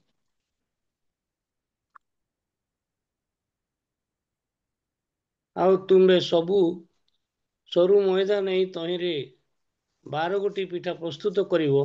ପ୍ରତ୍ୟେକ ପିଠା ଏକ ଏଫର 2 ଦଶମାଂଶ ହେବ। ପୁଣି ତୁମ୍ଭେ ଏକ ଏକ ଧାଡ଼ିରେ 6 ଏହିପରି 2 ଧାଡ଼ି କରି ସଦାପ୍ରଭୁଙ୍କ ସମ୍ମୁଖରେ ନିର୍ମଳ ମେଜ ଉପରେ ତାହା ସବୁ ରଖିବ। ଆଉ ପ୍ରତ୍ୟେକ ଧାଡ଼ି ଉପରେ ନିର୍ମଳ କୁନ୍ଦୁରୁ ଦେବ। ତାହା ସେହି ରୁଟିର ସ୍ମରଣାର୍ଥେ ଅଂଶ ରୂପେ ସଦାପ୍ରଭୁଙ୍କ ଉଦ୍ଦେଶ୍ୟରେ ଅଗ୍ନିକୃତ ଉପହାର ହେବ। ପୁଣି ଯାଜକ ପ୍ରତ୍ୟେକ ବିଶ୍ରାମବାର ସଦାପ୍ରଭୁଙ୍କ ସମ୍ମୁଖରେ ତାହା ନିତ୍ୟ ନିତ୍ୟ ସ୍ଥାପନ କରିବ। ଇସ୍ରାଏଲ ସନ୍ତାନଗଣ ପକ୍ଷରେ ଏହା ଅନନ୍ତକାଳୀନ ନିୟମ। Thank you sir, thank you. ତେବେ ଆମେ ଦେଖୁଛୁ ସେମାନେ ମନ୍ଦିରରେ ରୁଟି ବନାଉଥିଲେ। 12 ଗୋଟି ରୁଟି ବୋଲି ଲେଖାଯାଏ। ପ୍ରତି ସପ୍ତାହ ନିମନ୍ତେ 12 ଗୋଟି ରୁଟି କରିବା ପାଇଁ ସେମାନେ ପ୍ରସ୍ତୁତ ହେଉଥିଲେ। ପ୍ରଭୁ ଭୋଜି ରୁଟି ଯେତେବେଳେ ଆମେ ବନଉ, ଆଜିକାଲି ତ ଆମେ ବହୁତ ଫ୍ୟାସନ ଯୁଗ ହେଇଗଲାଣି, ଆମେ କିଣି ପକଉ, ବାହାରକୁ ଆଣୁ, କିନ୍ତୁ କେତେକ ମଣ୍ଡଳୀରେ ସେମାନେ ନିଜେ ବନାନ୍ତି ଏବଂ ପ୍ରସ୍ତୁତ କରି ପ୍ରଭୁ ଭୋଜି ରୁଟିକୁ ସେମାନେ ବ୍ୟବହାର କରନ୍ତି। ତେବେ ଏଇଟା ମଧ୍ୟ ଗୋଟେ ଦାୟିତ୍ୱ। ଆମେ ଯେତେବେଳେ ଆମ ମଣ୍ଡଳୀରେ ଏଇ ରୁଟିକୁ ବନଉ, ସେତେବେଳେ ଆମକୁ ଦେବ ପବିତ୍ର ସହିତ, ଯତ୍ନତାର ସହିତ, ପ୍ରଭୁ ଭୟ ସହିତ, କାରଣ ଈଶ୍ୱରଙ୍କ ଶରୀର ଏହା। ସେଥିପାଇଁ ଆମେ ଲୋକମାନଙ୍କୁ ଆଜ୍ଞା ଦେଇଥାଉ, କହିଥାଉ ଆମ ଘରେ ବନେଇଥାଉ। ପ୍ରଭୁଙ୍କର କାର୍ଯ୍ୟର ଅଂଶୀ ହେବା ଏକ ଆଶୀର୍ବାଦର ବିଷୟ ଅଟେ। ତେବେ ଗୀତ ସଂହିତା 84 ଯେତେବେଳେ ଆମେ ଦେଖୁଛୁ, ଏଇ ଗୀତ ସଂହିତା 84ରେ କର ସନ୍ତାନ ମାନଙ୍କର ବ୍ୟାକଗ୍ରାଉଣ୍ଡକୁ ଦେଖୁଛୁ ଯେ ସେମାନେ ଖାଲି ଲେବୀୟ ଲୋକ ନଥିଲେ, କିନ୍ତୁ ପରମେଶ୍ୱର ସେମାନଙ୍କୁ ବ୍ୟବହାର କରିଥିଲେ, ବିଭିନ୍ନ ଦାୟିତ୍ୱ ଦେଇଥିଲେ। ଆମେ ପ୍ରଥମ ଦାୟିତ୍ୱ ଦେଖିଲୁ, ଦ୍ୱିତୀୟ ଦାୟିତ୍ୱ ଦେଖିଲୁ ଏବଂ ତୃତୀୟ କାର୍ଯ୍ୟ ସେମାନଙ୍କୁ ପରମେଶ୍ୱର ଦେଇଥିଲେ। ସେମାନେ ମନ୍ଦିରର ସଙ୍ଗୀତଜ୍ଞ ଥିଲେ। 9 ଅଧ୍ୟାୟ ସେଇ ପ୍ରଥମ ବଂଶାବଳୀ 33ରୁ 34 ପଦ ଯଦି ଆମେ ଦେଖିବା, ସେଟା ଆମେ ଦେଖୁଛୁ ଏଇ ଲୋକମାନେ ମନ୍ଦିରର ସଙ୍ଗୀତ ଦଳ ଥିଲେ। ଏମାନେ ଈଶ୍ୱରଙ୍କର ପ୍ରଶଂସା କରୁଥିଲେ, ଏମାନଙ୍କର ପ୍ରଭୁଙ୍କର ଧନ୍ୟବାଦ କରୁଥିଲେ, ଏମାନେ ମନ୍ଦିର ନିମନ୍ତେ ନିଜକୁ ଜୀବନକୁ ସମର୍ପିତ କରିଥିଲେ। ପଢନ୍ତୁ ଦୟାକରି 9 ଅଧ୍ୟାୟର 34 ପଦ, 33-34 ପଦ ଆମେ ପାଠ କରିବା 9 ଅଧ୍ୟାୟର। ପୁଣି ଲେବୀୟ ମାନଙ୍କର ପିତୃବଂଶ ପ୍ରଧାନ ଝିଅ ଗାୟକମାନେ ସେମାନେ କୋଠରୀରେ ବାସ କଲେ ଓ ଅନ୍ୟ ସେବାରୁ ମୁକ୍ତ ଥିଲେ, କାରଣ ସେମାନଙ୍କୁ ଦିବାରାତ୍ର ଆପଣା ଆପଣା କାର୍ଯ୍ୟରେ ନିଯୁକ୍ତ ରହିବାକୁ ହେଲା। ଏମାନେ ପ୍ରଧାନ ଲୋକ ଆପଣା ଆପଣାର ସମୁଦାୟ ବଂଶାବଳୀରେ ଲେବୀୟ ମାନଙ୍କର ପିତୃବଂଶ ପ୍ରଧାନ ଥିଲେ। ଏମାନେ ଜିରୁସାଲମରେ ବାସ କଲେ। ଥ୍ୟାଙ୍କ ୟୁ ମା, ଥ୍ୟାଙ୍କ ୟୁ। ତେବେ 33 ପଦର ପ୍ରଥମ ଅଂଶରେ ଦେଖୁଛୁ ସେମାନେ ଗାୟକ ମାନେ ଥିଲେ, ମନ୍ଦିରର ଗାୟକ ମାନେ ଥିଲେ। ଆମେ ଯେତେବେଳେ ଦେଖୁଛୁ ଏଇମାନେ ତାଙ୍କ ପିଲାମାନଙ୍କୁ ବ୍ୟବହାର କରୁଥିଲେ। ଜଣେ ଗୋଟିଏ ମଣ୍ଡଳୀ, ଗୋଟିଏ ପାଳକ, ଗୋଟିଏ ଖ୍ରୀଷ୍ଟୀୟ ପରିବାର ଯେ ଈଶ୍ୱରଙ୍କର ସେବାରେ ସେମାନଙ୍କୁ ପିଲାମାନଙ୍କୁ ମଧ୍ୟ ନିୟୋଜିତ କରିବା ଆବଶ୍ୟକ ଅଟେ। ତେବେ ତୃତୀୟ ଜବ ଆମେ ମାନେ ଦେଖିଲୁ, ଲେବୀୟ ମାନଙ୍କର ତୃତୀୟ ଜବ ହଉଛି ସେମାନେ ଖାଲି ରୁଟି ତିଆରି କରୁଥିଲେ ସେ କଥା ନାହିଁ, ଖାଲି ପ୍ରାଙ୍ଗଣ ମଧ୍ୟରେ ଥିଲେ ସେ କଥା ନାହିଁ, ମାତ୍ର ସେମାନେ ମଧ୍ୟ ପରମେଶ୍ୱରଙ୍କର ମନ୍ଦିରର ଏକ ପ୍ରଶଂସାକାରୀ ଦଳ ଥିଲେ। ପ୍ରିୟ ପ୍ରଭୁଙ୍କର ଲୋକମାନେ, ଆଜିର ଦୁନିଆରେ ଆମମାନେ ଯେତେବେଳେ ପରମେଶ୍ୱରଙ୍କ ସେବା କରିବାକୁ ଆସିଛୁ, ଆମମାନେ ଆମମାନଙ୍କର ପିଲାମାନଙ୍କୁ ମଧ୍ୟ ତାକୁ ଶିଖେଇବାକୁ ପଡିବ। ପର ସନ୍ତାନ ମାନେ ଆନନ୍ଦର ସହିତ ପ୍ରତିଦିନ ମନ ଖୋଲି, ମୁଖ ଖୋଲି ଈଶ୍ୱରଙ୍କର ଧନ୍ୟବାଦ କରୁଥିଲେ।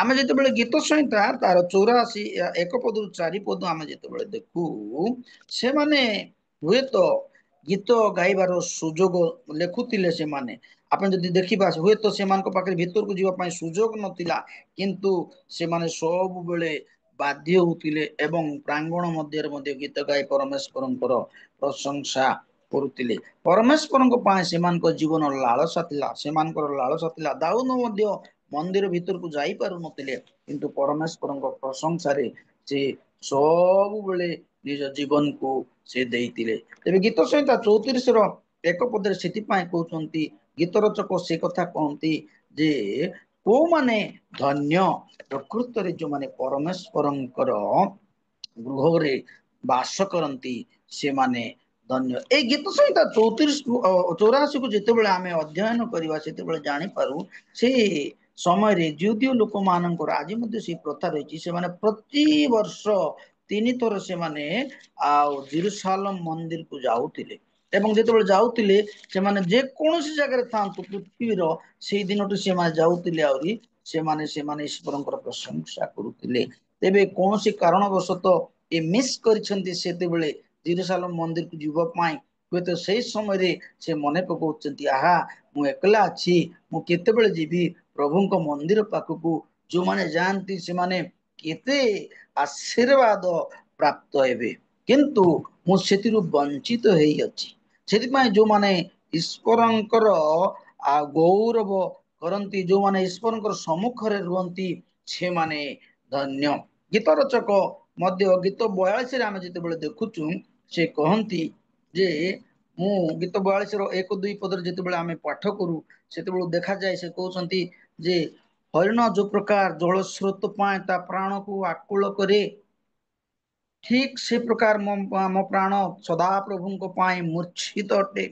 ମୁଁ ଇଚ୍ଛା କରୁଛି ଜେରୁସାଲେମକୁ ଯିବା ପାଇଁ, କିନ୍ତୁ ମୁଁ ଯାଇପାରୁନାହିଁ। ମୁଁ ଲାଳସା କରୁଛି, ମୋ ହୃଦୟ ମୋ ମନ ପରମେଶ୍ୱରଙ୍କ ଠାରେ ଲାଳସା କରୁଛି, ହେଲେ ମତେ ଯିବା ପାଇଁ ସୁଯୋଗ ନାହିଁ। କିନ୍ତୁ ଯୋଉମାନେ ସଦାପ୍ରଭୁଙ୍କ ଗୃହକୁ ଯାଆନ୍ତି, ସେମାନେ ଧନ୍ୟ। ଏ ଧନ୍ୟ ଶବ୍ଦଟି ହଉଛି ଈଶ୍ୱରଙ୍କର ଆଶୀର୍ବାଦର ଶବ୍ଦ। ହରିଣୀ ସେ କେତେ ବେଗରେ ଦୌଡେ ଏବଂ ପାଣି ପାଇଁ ସେ ଖୋଜେ, ସେ ଜାଣେ, ସେ ପାହାଡରେ ରହେ, ସେ ଜାଣେ ସେ ପାହାଡରେ କୋଉଠି ପାଣି ଅଛି, ଝରଣାରେ କୋଉଠି ପାଣି ଅଛି, ପାଣି କୋଉଠି ମିଳେ, ସେଥିପାଇଁ ସେ ଜାଣେ ତା ପ୍ରାଣ ଆକୁଳ। ପ୍ରତ୍ୟେକ ଜିହୁଦୀୟ ଲୋକମାନେ ବର୍ଷର ଯେତେବେଳେ ତାଙ୍କର ପର୍ବ ଗୁଡାକ ହୁଏ, ସେତେବେଳେ ସେମାନେ ସବୁବେଳେ ଆପଣା ପରମେଶ୍ୱରଙ୍କୁ ମନେ ପକେଇଥାନ୍ତି ଏବଂ ସେମାନେ ମନ୍ଦିରକୁ ଯିବା ପାଇଁ ଇଚ୍ଛା କରନ୍ତି। ଇଚ୍ଛା ଏକ ଆଶୀର୍ବାଦର ବିଷୟ। ସେମାନେ ଇଚ୍ଛା କରନ୍ତି, ଲାଳସା କରନ୍ତି, କିନ୍ତୁ ଇଚ୍ଛା ଦ୍ୱାରା ସବୁ ଜିନିଷ ସଫଳ ହୁଏ ନାହିଁ। ଏଇ ଗୀତ ରଚକ ତାଙ୍କ 3ଟି ଜାଗାରେ ସେ ଏଇ ପଦ ଗୁଡାକ ସେ ବ୍ୟବହାର କରନ୍ତି। ଗୋଟିଏ ହଉଛି 84, 42, ଆଉ ଯଦି ଆମେ ଗୀତ 63କୁ ଯଦି ମଧ୍ୟ ଦେଖିଲେ, ସେଇ ଜାଗାରେ କଣ ଲେଖାଯାଏ ଯେ ଗୀତ ରଚକ ପ୍ରକୃତିରେ ଲାଳସା କରନ୍ତି ପ୍ରଭୁଙ୍କ ମନ୍ଦିର ପାଇଁ, ପ୍ରଭୁଙ୍କ ସେବା ପାଇଁ, ପ୍ରଭୁଙ୍କର ଉପସ୍ଥିତି ପାଇଁ ସେ ଲାଳସା କରନ୍ତି। ଗୀତ ସଂହିତା 63ରେ ଆମେ ଯେତେବେଳେ ଦେଖୁଛୁ, ଆଉ ସେ ଜାଗାରେ ଦାଉଦଙ୍କର ଗୀତ ଆମେ ସେଠି ଦେଖୁଛୁ, ସେ ତୃଷିତ, ସେ ମୂର୍ଚ୍ଛିତ, ସେ ଆଉ ପ୍ରଭୁଙ୍କ ପାଇଁ ଲାଳସା କରନ୍ତି। ମୁଁ ଗୋଟେ କମେଣ୍ଟରେ ଦେଖୁଥିଲି, ବହୁତ ଖରା ହେଲେ ମାଟି ବର୍ଷା ଯେତେବେଳେ ଦିନ ଫାଟିଯାଏ, ବହୁତ ଖରା ହେଲେ ମାଟି ଯେତେବେଳେ ଫାଟିଯାଏ, ଆଉ ତିନିଟା ମାଟି ହେଇଗଲା ପୁରା 30 20 ମିନିଟ।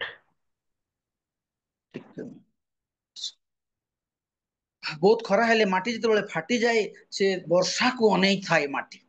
ମାଟି ଯେତେବେଳେ ମାଟି ଉପରେ ଯେତେବେଳେ ବର୍ଷା ପଡେ, ପାଣି ପଡେ, ସେତେବେଳେ ସେ ସତେଜ ହୋଇଯାଏ ଆଉ ମିଶିଯାଏ ସେ ମାଟିଟି, ଆଉ ସେ ଆନନ୍ଦ ଅନୁଭବ କରେ। ତେବେ ଦାଉଦ ମଧ୍ୟ ପରମେଶ୍ୱରଙ୍କ ପାଇଁ ଏତେ ମୂର୍ଚ୍ଛିତ ହଉଥିଲେ ଯେ ସେଇ ଆଶୀର୍ବାଦକୁ ସେ ଅପେକ୍ଷା କରିଥିଲେ। ତେବେ ଏଇ ଗୀତ ରଚକ ପ୍ରଭୁଙ୍କ ପାଇଁ ବୋଲିକିରି ସେ ମୂର୍ଚ୍ଛିତ ଅଟନ୍ତି, ଲାଳାୟିତ ଅଟନ୍ତି ନିଜ ପ୍ରାଣ ପାଇଁ ବୋଲି ସେ ଜାଗାକୁ ଯିବା ପାଇଁ। ତେବେ 3ଟି ଗୀତ ଯାକ ଆମମାନଙ୍କୁ ଏଇ କଥା ଶିକ୍ଷା ଦିଏ ଯେ ଈଶ୍ୱରଙ୍କର ମନ୍ଦିର ପାଇଁ ଗୀତ ରଚକ ଲାଳାୟିତ ଅଟନ୍ତି। ଈଶ୍ୱରଙ୍କ ମନ୍ଦିର ପାଇଁ ସେ ଇଚ୍ଛା କରନ୍ତି। ତେବେ ପ୍ରଥମ କଥା ଆମେ ଦେଖୁଛୁ 1-4 ପଦ ଯେତେବେଳେ ଆମେ ଦେଖୁଛୁ, କିଛି ରହସ୍ୟଜନକ କଥା ଆମେ ଦେଖୁଛୁ। ଏ ଗୀତ ରଚକ ଜଣେ ଜିହୁଦୀୟ ଲୋକ। ଗୀତ ରଚକ ଈଶ୍ୱରଙ୍କ ଦ୍ୱାରା ଗୋଟେ ଈଶ୍ୱରଙ୍କ ଦ୍ୱାରା ହସ୍ତରେ ନିର୍ମିତ ଲୋକ। ଆମେ ସମସ୍ତେ ଈଶ୍ୱରଙ୍କ ହସ୍ତରେ ନିର୍ମିତ ଲୋକ। ଆମମାନଙ୍କୁ ପରମେଶ୍ୱର ମୁଖ୍ୟ ଦାୟିତ୍ୱ ଦେଇଛନ୍ତି ଏଇ ପ୍ରକାର କି ଦୂତ ମାନଙ୍କ ଠାରୁ ମଧ୍ୟ ଆମେ ଉତ୍କୃଷ୍ଟତର ଅଟୁ। ତଥାପି ଗୀତ ରଚକ ମନ୍ଦିରରେ ପ୍ରବେଶ କରିପାରୁନାହାନ୍ତି। ତାହା ହଉଛି ତାଙ୍କର ଦୁଃଖ। ମନ୍ଦିର ପବିତ୍ର ମହାପବିତ୍ର ସ୍ଥାନକୁ ସେ ଯାଇପାରୁନାହାନ୍ତି। କେବଳ ଯାଜକ ଯିବେ, ସମସ୍ତେ ଯାଇପାରିବେ ନାହିଁ। ତେବେ ଯଦି 3 ପଦକୁ ଆମେ ଦେଖିବା, ଗୀତ ସଂହିତା 84ର 3 ପଦକୁ, ତେବେ ସେ ଜାଗାରେ ଲେଖାଯାଏ ଯେ ହଁ, ଘର ଚଟିଆ ଆପଣା ପାଇଁ ଏକ ଗୃହ ଓ ଖଞ୍ଚନ ପକ୍ଷୀ ଛୁଆ ରଖିବା ନିମନ୍ତେ ଆପଣା ପାଇଁ ଏକ ବସା ପାଇଅଛି। ଏ ପରମେଶ୍ୱରଙ୍କ ମନ୍ଦିରକୁ ଯିବା ପାଇଁ ଏ ଚଢେଇକୁ, ଏ ପକ୍ଷୀକୁ ସୁଯୋଗ ରହିଛି। କିନ୍ତୁ ମୁଁ ତ ତାଙ୍କ ହସ୍ତରେ ନିର୍ମିତ, ମୁଁ ତାଙ୍କର ଦାସ, ମୁଁ ତାଙ୍କର ଦାସୀ, ମୁଁ ସୃଷ୍ଟିର ସର୍ବଶ୍ରେଷ୍ଠ ପ୍ରାଣୀ ଅଟେ, କିନ୍ତୁ ପରମେଶ୍ୱରଙ୍କର ପାଖକୁ ଯାଇପାରୁନାହିଁ। ପ୍ରିୟ ପ୍ରଭୁଙ୍କର ଲୋକମାନେ, ଆପଣ ଯଦି ସକାଳେ ଦେଖିବେ ଚଢେଇ ଗୁଡାକ କାନ୍ଦନ୍ତି, ରବ ପକାନ୍ତି। ମୁଁ ଛୋଟ ଥିଲା ବେଳେ ଆମ ଗାଁ, ଜଙ୍ଗଲର ଗାଁ, ମୋ ଗାଁରେ ମୟୂର ଭାସେ, ମୟୂର ଡାକ ପକାଏ, ପକ୍ଷୀ ମାନେ ଡାକ ପକାନ୍ତି, ପଶୁମାନେ ଡାକ ପକାନ୍ତି। କିନ୍ତୁ ଈଶ୍ୱରଙ୍କର ଲୋକମାନେ ପ୍ରଭୁଙ୍କୁ ଜାଣିଥିବା ଲୋକମାନେ ଶୋଇଥାନ୍ତି। ତେବେ ଗୀତ ରଚକ ଏକଥା କହନ୍ତି, ମୁଁ ଏତେ ମୋ ଜୀବନରେ ପ୍ରଭୁଙ୍କୁ ଲାଳସା କରେ। ଆଉ ମୁଁ ଟିକେ ଈର୍ଷାନ୍ୱିତ ମଧ୍ୟ କରେ ଯେ ମୁଁ ପ୍ରଭୁଙ୍କ ପାଇଁ ଗୋଟେ ଯୋଗ୍ୟ ବ୍ୟକ୍ତି। ଯଦି ବା ମୁଁ ସୃଷ୍ଟିର ଶ୍ରେଷ୍ଠ ପ୍ରାଣୀ, ତଥାପି ବେଳେ ବେଳେ ପ୍ରଭୁଙ୍କ ପାଖକୁ ମୁଁ ଯିବା ପାଇଁ କଷ୍ଟକର ହେଇଯାଏ। ଭିତରକୁ ଯାଇପାରେ ନାହିଁ, ମହାପବିତ୍ର ସ୍ଥାନକୁ ଯାଇପାରିବେ ନାହିଁ, ପବିତ୍ର ସ୍ଥାନକୁ ଯାଇପାରେ ନାହିଁ, ମତେ କଷ୍ଟ କରିବି। ଏଇ ଛୋଟିଆ ଚଢେଇ ଗୁଡାକୁ ପ୍ରଭୁ ଯାହାକୁ ରୂପ ଦେଇଛନ୍ତି, ଯାହାକୁ ରବ ଦେଇଛନ୍ତି, ସେମାନେ ଭିତରକୁ ଯାଆନ୍ତି, ଉଡିକରି ଯାଆନ୍ତି, ପବିତ୍ର ବେଦୀରେ ସେମାନେ ବୁଲନ୍ତି। ଯାହାର ମୂଲ୍ୟ ନାହିଁ, ଚଢେଇର ମୂଲ୍ୟ ନାହିଁ, ସେମାନେ ପବିତ୍ର ସ୍ଥାନକୁ ଯାଇ ରାବ କରନ୍ତି, ସେମାନେ ଉଚ୍ଚ ସ୍ୱରରେ କରନ୍ତି। ହୁଏତ ଆମେ ତାଙ୍କ ଭାଷା ଜାଣିପାରୁନାହିଁ ଚଢେଇର, ହୁଏତ ଆମେ ସେମାନଙ୍କର କଥା ଜାଣିପାରୁନାହିଁ, କିନ୍ତୁ ପରମେଶ୍ୱର ତାଙ୍କ ସୃଷ୍ଟିର ମନୁଷ୍ୟକୁ ତାଙ୍କର ପ୍ରଶଂସା କରିବା ପାଇଁ ତିଆରି କରିଛନ୍ତି। ଅବହେଳିତ ସବୁବେଳେ ସେ, ତା ସମୟରେ ଅବହେଳିତ, ତା କାର୍ଯ୍ୟରେ ଅବହେଳିତ, ତା ଦାୟିତ୍ୱରେ ଅବହେଳିତ। କିନ୍ତୁ ଯୋଉ ଚଢେଇକୁ ପ୍ରଭୁ ତାର ମୂଲ୍ୟ କିଛି ନାହିଁ, ତାକୁ ସେ ବ୍ୟବହାର କରନ୍ତି। ଯଦି ଚଢେଇର ମୂଲ୍ୟକୁ ଯଦି ଦେଖିବା, ଏ ପକ୍ଷୀର ମୂଲ୍ୟକୁ ଯଦି ଆମେ ଦେଖିବା, ମାଥ୍ୟୁ 10:29 ଲେଖା ହେଇଛି, ଏବଂ ସେଠି ଘର ଚଟିଆ କଥା ଲେଖାଯାଏ। ତାର ମୂଲ୍ୟ କେତେ ଆମେ ଜାଣିପାରିବା। ଟିକେ ପଢନ୍ତୁ ମାଥ୍ୟୁ 10:29। ଗୋଟେ ଘର ଚଟିଆର ମୂଲ୍ୟ କେତେ? ଏଠି ଘର ଚଟିଆ କଥା ଲେଖନ୍ତି ଗୀତ ରଚକ। ଦୁଇଟି ଘର ଚଟିଆ କଣ ଗୋଟିଏ ପଇସାରେ ବିକା ଯାଇଥାନ୍ତା ନାହିଁ? ଆଉ ତୁମମାନଙ୍କର ପିତାଙ୍କର ଅନୁମତି ବିନା ସେମାନଙ୍କ ମଧ୍ୟରୁ ଗୋଟିଏ ହେଲେ ତଳେ ପଡେ ନାହିଁ। ଦୁଇଟି ଘର ଚଟିଆର ମୂଲ୍ୟକୁ ଦେଖୁଛୁ। ଲୋକ 12:6 ଯଦି ଆମେ ଦେଖିବା, ସେଠି ମଧ୍ୟ ଏଇ ଘର ଚଟିଆର ମୂଲ୍ୟ କଥା ଆମେ ଦେଖିବାକୁ ପାଉଛୁ। ପଢନ୍ତୁ। 5ଟି ଘର ଚଟିଆ କଣ ଯୋଡ଼ିଏ ପଇସାରେ ବିକା ଯାଇଥାନ୍ତେ ନାହିଁ? ଆଉ ଓ ସେମାନଙ୍କ ମଧ୍ୟରୁ ଗୋଟିଏ ହେଲେ ଈଶ୍ୱରଙ୍କ ଛାମୁରେ ବିସ୍ତୃତ ନୁହେଁ। ଦୁଇଟି ଘର ଚଟିଆ ଗୋଟିଏ ପଇସାର ମୂଲ୍ୟ, 5ଟି ଘର ଚଟିଆ 2ଟି ପଇସାର ମୂଲ୍ୟ। ମୂଲ୍ୟହୀନ ଲୋକମାନେ ଈଶ୍ୱରଙ୍କର ପ୍ରଶଂସା କରିବା ପାଇଁ ମନ୍ଦିର ଭିତରକୁ ଯାଆନ୍ତି, ମନ୍ଦିରର ସେବାକୁ ଯାଆନ୍ତି। ମୂଲ୍ୟ ଥାଇକି ମୁଁ ଦାମିକିଆ ଲୋକ, ସବୁ ଜିନିଷ ଅଛି, କିନ୍ତୁ ମୁଁ ପରମେଶ୍ୱରଙ୍କ ଗୃହକୁ ଯାଇପାରୁନାହିଁ। କି ଦୁର୍ଭାଗ୍ୟ କଥା ମୋର। ପରମେଶ୍ୱରଙ୍କ ଗୃହକୁ ଯୋଉମାନେ ଲାଳସା କରନ୍ତି, ଯୋଉମାନଙ୍କ ପ୍ରାଣ ମୂର୍ଚ୍ଛିତ ହୁଏ, ସେମାନେ ଧନ୍ୟ। ଆମେ ଯାଇ ନପାରୁ, ପ୍ରାଙ୍ଗଣ ଭିତରେ ଥାଉ। ଆଜି ସକାଳେ ପ୍ରଭୁ ଆମମାନଙ୍କୁ ଅନୁଗ୍ରହ କରନ୍ତୁ। ପରମେଶ୍ୱରଙ୍କ ଗୃହ ପାଇଁ ଆମେ ଲାଳସା, ଅହଙ୍କାର ହେବାର ଅଛି। ଆମେ ଚଢେଇ ଯଦି ଯାଇପାରୁଛି, ମୂଲ୍ୟହୀନ ଲୋକ ଯଦି ଯାଇପାରୁଛି, ଦାୟିତ୍ୱହୀନ ଲୋକ ଯଦି ଯାଇପାରୁଛି, ଯାହାର ଯୋଗ୍ୟ ନାହିଁ ଯଦି ଯାଇପାରୁଛି, ସବୁ ଯୋଗ୍ୟ ଥାଇ ମଧ୍ୟ ମୁଁ ପରମେଶ୍ୱରଙ୍କ ପାଖକୁ ଯାଇପାରୁନାହିଁ, କଣ ଅଭାବ ମୋ ଜୀବନରେ ରହିଛି? କୋଉଠି ମୁଁ ଉଣା ପଡିଛି? ମୁଁ ପରମେଶ୍ୱରଙ୍କ ମନ୍ଦିରକୁ ଯାଇପାରୁନାହିଁ। ଦାଉଦ କହିଲେ, ଗୀତ ରଚକ କହିଲେ, ଗୀତ ସଂହିତା 27:4-5 ଲେଖାଯାଏ, ମୁଁ ପରମେଶ୍ୱରଙ୍କର ମନ୍ଦିର ପାଇଁ ଲାଳସା କରେ, ମୂର୍ଚ୍ଛିତ ହୁଏ, ତାହା ମୋ ପାଇଁ ଏକ ଉତ୍ତମ ସ୍ଥାନ ଅଟେ। ପ୍ରଭୁ, ପଢନ୍ତୁ 27:4 ଗୀତ ସଂହିତା। ମୁଁ ସଦାପ୍ରଭୁଙ୍କର ସୌନ୍ଦର୍ଯ୍ୟ ଦେଖିବା ପାଇଁ ଓ ତାହାଙ୍କ ମନ୍ଦିରରେ ଅନୁସନ୍ଧାନ କରିବା ପାଇଁ ଯେପରି ଯାବଜୀବନ ସଦାପ୍ରଭୁଙ୍କ ଗୃହରେ ବାସ କରିବି। ଏହି ଏକ ବିଷୟ ମୁଁ ସଦାପ୍ରଭୁଙ୍କ ନିକଟରେ ମାଗିଅଛି, ତାହା ହିଁ ମୁଁ ଅନ୍ୱେଷଣ କରିବି। ଗୋଟେ ଏକ ବିଷୟ ମାଗିଛି, ତାଙ୍କ ଗୃହରେ ରହିବା ପାଇଁ, ତାଙ୍କର ସୌନ୍ଦର୍ଯ୍ୟ ଦେଖିବା ପାଇଁ। ତାଙ୍କ ସୌନ୍ଦର୍ଯ୍ୟକୁ ଆମେ ବେଳେ ବେଳେ ଦେଖି ପାରିନଥାଉ। କ୍ୱାଲିଟି ଅଛି ଆମ ପାଖରେ, ପଇସା ଅଛି ଆମ ପାଖରେ, ଧନ ଅଛି ଆମ ପାଖରେ, ସମ୍ପତ୍ତି ଅଛି ଆମ ପାଖରେ, ତାଙ୍କ ସୌନ୍ଦର୍ଯ୍ୟକୁ ଆମ ମାନେ ଦେଖି ପାରିନଥାଉ। ଆଜି ସକାଳେ ପ୍ରଭୁ ଆମମାନଙ୍କର ଆଖିକୁ ଫିଟେଇ ଦିଅନ୍ତୁ ତାଙ୍କ ସୌନ୍ଦର୍ଯ୍ୟକୁ ଦେଖିବା ପାଇଁ। ଆଜି ସକାଳେ ପ୍ରଭୁ ଆମମାନଙ୍କୁ ଅନୁଗ୍ରହ କରନ୍ତୁ ତାଙ୍କ ଗୃହରେ ବାସ କରିବା ପାଇଁ। ଲାଳସା ହଉଛି କିନ୍ତୁ ଯାଇପାରୁନାହିଁ। ଆପଣଙ୍କ ଧନ ଥିଲେ କଣ ହବ ଆଜ୍ଞା? ସମ୍ପତ୍ତି ଥିଲେ କଣ ଆଜ୍ଞା? ମନ ଥିଲେ କଣ ହବ ଆଜ୍ଞା? ସବୁ ଜିନିଷ ଥିଲେ କଣ ହବ? କିନ୍ତୁ ପରମେଶ୍ୱରଙ୍କ ସଙ୍ଗେ ଆପଣ କନେକ୍ଟ ହେଇପାରୁନା। ପ୍ରାର୍ଥନାର ଜୀବନ ନାହିଁ ଆମ ପାଖରେ, ଆରାଧନାର ଜୀବନ ନାହିଁ ଆମ ପାଖରେ, ପକ୍ଷୀ ପରି ଅହିଂସକ ଜୀବନ ନାହିଁ ଆମ ପାଖରେ, ତେବେ କି ପ୍ରକାର ପରମେଶ୍ୱରଙ୍କ ଗୃହକୁ ଆମେ ଯାଇପାରିବା? ଗୀତରଚକ କୁହନ୍ତି କିଏ ଧନ୍ୟ, ଚଢେଇକୁ ସେ ଧନ୍ୟ ବୋଲି କହନ୍ତି। ସେ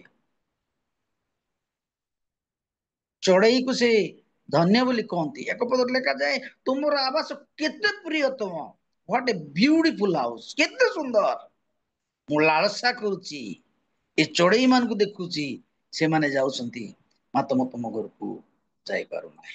ଚାରିପଦ ଯୋଉମାନେ ତୁମ ଗୃହରେ ବାସ କରନ୍ତି ସେମାନେ ଧନ୍ୟ, ଏ ମୂଲ୍ୟହୀନ ଲୋକମାନେ ବାସ କରନ୍ତି ଯାଆନ୍ତି, ସେମାନଙ୍କୁ ତୁମେ ଧନ୍ୟ ବୋଲିକରି କହୁଛ ପ୍ରଭୁ, ଯାଇପାରୁନାହିଁ। ପରମେଶ୍ୱରଙ୍କ ଗୃହକୁ ଲାଳସା କରିବା। ରବିବାର ଦିନ ମଧ୍ୟ ବେଳେ ବେଳେ ଆମେ ପରମେଶ୍ୱରଙ୍କ ଗୃହକୁ ଯାଇପାରିନଥାଉ, କୁଣ୍ଠାବୋଧ କରିଥାଉ, କାମରେ ଦାମରେ ଅନ୍ୟାନ୍ୟ ଜାଗାରେ ଆମେ ବ୍ୟସ୍ତ ହେଇ ପଡୁ। କିନ୍ତୁ କୋଶ କୋଶ ଦୂର ଥାଇ, ମାଇଲ ମାଇଲ ଦୂରରେ ଥାଇ ଇସ୍ରାଏଲ ଲୋକମାନେ ସେଇ ଦିନ ପାଇଁ ସେମାନେ ପରମେଶ୍ୱରଙ୍କୁ ଲାଳସା କରିଥାନ୍ତି। ପ୍ରିୟ ପ୍ରଭୁଙ୍କ ଲୋକମାନେ, ଆଜି ସକାଳେ ପ୍ରଭୁ ଆମକୁ ସେଇ ମନ ଦିଅନ୍ତୁ, ତାଙ୍କ ପାଇଁ ଲାଳସା କରିବା। କେହି କରନ୍ତୁ କି ନ କରନ୍ତୁ ମୁଁ କରିବି। ହୁଏତ ମୂଲ୍ୟହୀନ ଲୋକ, ସେଥିପାଇଁ ସେମାନେ ମୂଲ୍ୟବାନ ପାଲଟି ଯାଆନ୍ତି। ମୁଁ ମୂଲ୍ୟ ଥାଇକରି ମଧ୍ୟ ମୁଁ ମୂଲ୍ୟହୀନ ହେଇଯାଏ। ବେଳେ ବେଳେ ଆମେ ସବୁ କରିବାକୁ ଇଚ୍ଛା କରିଥାଉ କିନ୍ତୁ ପ୍ରବେଶ କରି, ମାତ୍ର ଯୋଉ ଲୋକ ସଦାପ୍ରଭୁଙ୍କର ଗୃହ ନିମନ୍ତେ ଲାଳସା କରେ, ଯେଉଁମାନେ ସଦାପ୍ରଭୁଙ୍କ ଗୃହରେ ବାସ କରନ୍ତି, ସେମାନେ ଧନ୍ୟ। ଦ୍ୱିତୀୟ କଥା, ପ୍ରଥମ କଥା ମୁଁ କହିଲି ପ୍ରଭୁ ଆମମାନଙ୍କୁ ତାଙ୍କ ଗୃହରେ ଯେତେବେଳେ ବାସ କରିବା, ତାଙ୍କ ପ୍ରତି ଲାଳସା ହେବା, ସେତେବେଳେ ଧନ୍ୟ ବୋଲି। ଆଉ ଚଢେଇର କଥା ଆମେ ଦେଖୁଛୁ, ତାର ମୂଲ୍ୟ ନାହିଁ, ପ୍ରଭୁ ତାକୁ ଅଗ୍ରାଧିକାର ଦିଅନ୍ତି। ମୂଲ୍ୟହୀନ ଲୋକମାନେ ତାଙ୍କଠାରେ ଆମେ କଣ ଦୂରେଇ ରହିଥାଉ। ସ୍ୱଭାବ, ଆମର ମନ, ଆମର ଚିନ୍ତାଧାରା ପରମେଶ୍ୱର। ଦ୍ୱିତୀୟ କଥା, 5 ପଦ ପଢନ୍ତୁ। 84:5। ଯାହାର ବଳ ତୁମ୍ଭଠାରେ ଥାଏ, ଯାହାର ହୃଦୟରେ ସିଓନଗାମୀର ରାଜପଥ ଥାଏ, ସେ ଲୋକ ଧନ୍ୟ। ଯାହାର ବଳ ତୁମ୍ଭଠାରେ ଥାଏ, ଯାହାର ହୃଦୟ ସିଓନଗାମୀ ରାଜପଥ ଥାଏ, ସେ ଲୋକ ଧନ୍ୟ। ଏଇଟା ଗୋଟେ, ଏଇ ଗୀତଟି ଗୀତରଚକ ଏକ ଜେରୁସାଲେମକୁ ଯିବା ପାଇଁ ସେ ଚିନ୍ତା କରୁ, ବିଲିୟ ଅଫ୍ ବାକା ବୋଲି ଇଂଲିଶରେ ଲେଖା ହେଇଛି। ଯେତେବେଳେ ଚିନ୍ତା କରୁଛନ୍ତି, ସେ ଯାଇପାରୁନାହାନ୍ତି। ଗଲା ବେଳକୁ ବାଟରେ ଅନେକ କଷ୍ଟ ଅଛି, ଦୁଃଖ ଅଛି। ଗଲା ବେଳକୁ ସେମାନେ ଏକ ଭଲ ରାସ୍ତା ନାହିଁ, ଚାଲିବା ବାଟ ନାହିଁ। ସେମାନେ ପାହାଡ ଦେଇକରି ଯାଆନ୍ତି, କଷ୍ଟ ଦେଇ ଯାଆନ୍ତି, ଦୁଃଖ ଦେଇ ଯାଆନ୍ତି।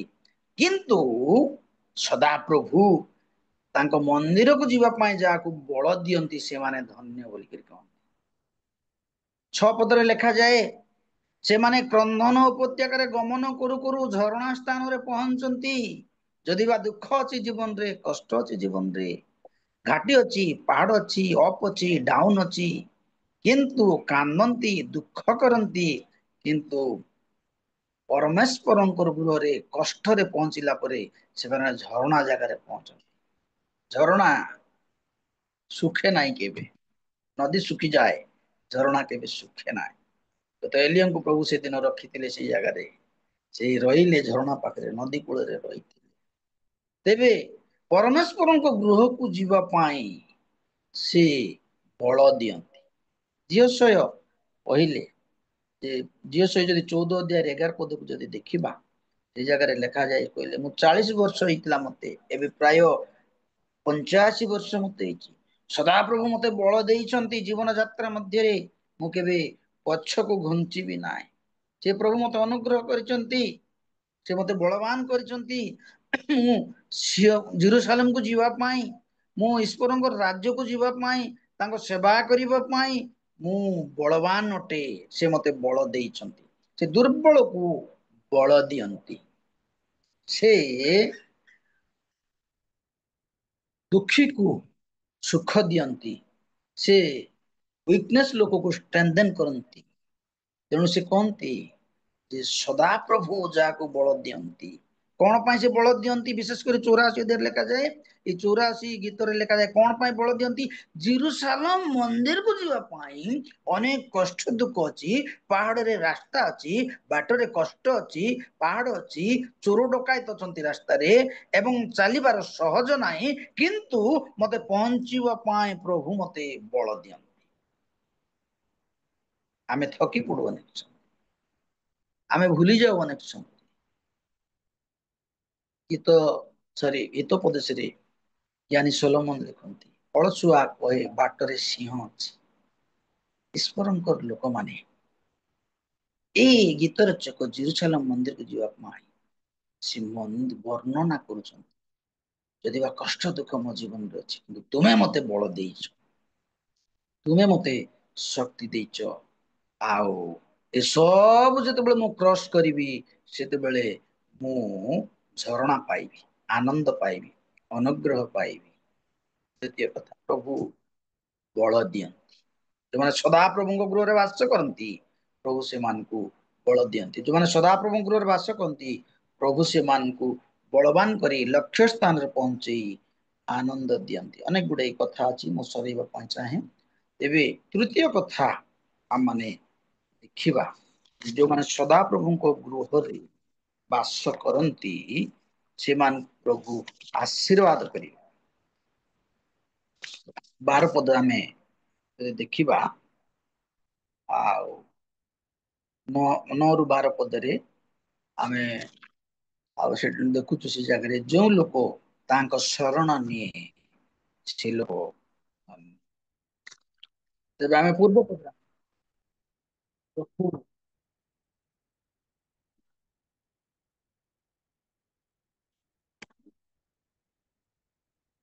ଦ୍ୱିତୀୟ ପଦରେ ଆମେ ଦ୍ୱିତୀୟ ଅଂଶରେ ଆମେ ଦେଖୁଥିଲୁ ପ୍ରଭୁ ବଳହୀନକୁ ବଳ ଦିଅନ୍ତି।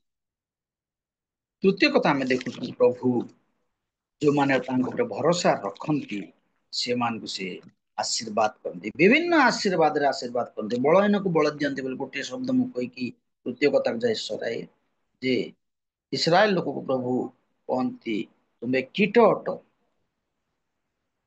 ଇଶାୟା ତାର 41 ଅଧ୍ୟାୟ 14 ପଦ 16 ପଦରେ ଲେଖାଯାଏ, ତୁମେ କୀଟ ଅଟ, ଗୋଟେ ଛୋଟିଆ ପୋକ ଅଟ, ତାର କିଛି ବଳ ନାହିଁ।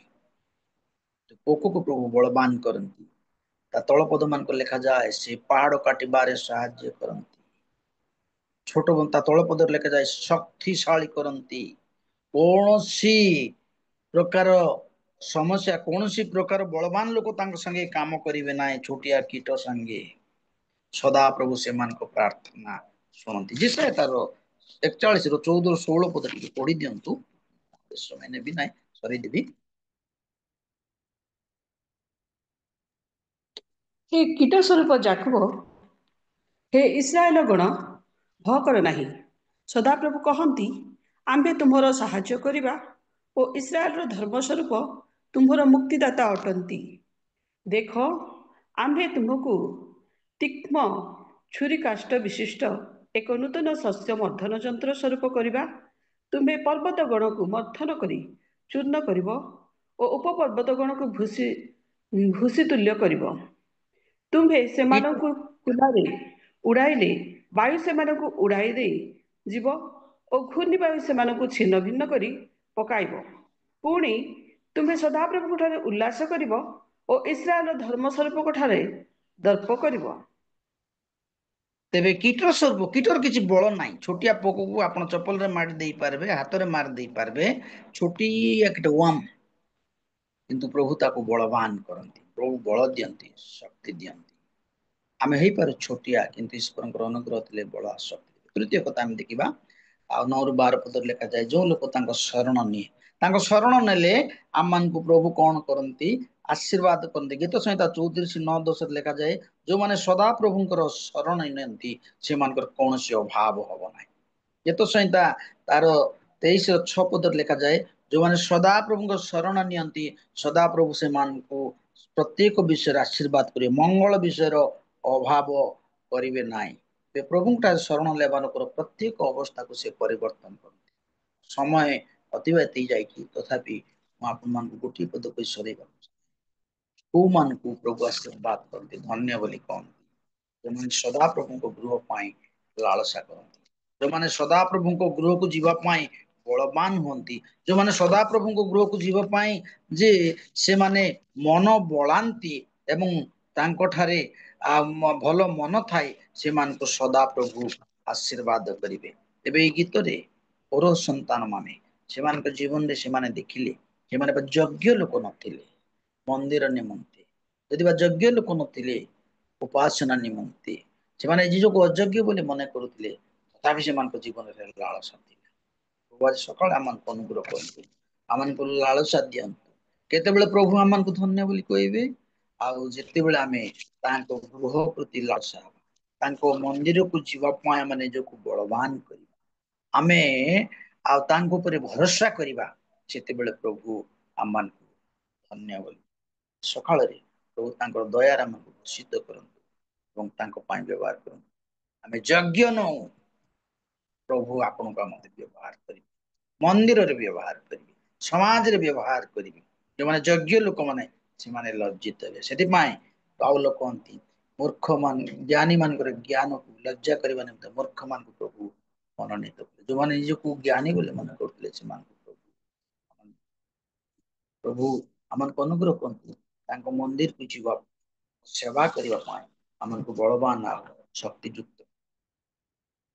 Thank you, sir. Thank you for giving me the opportunity.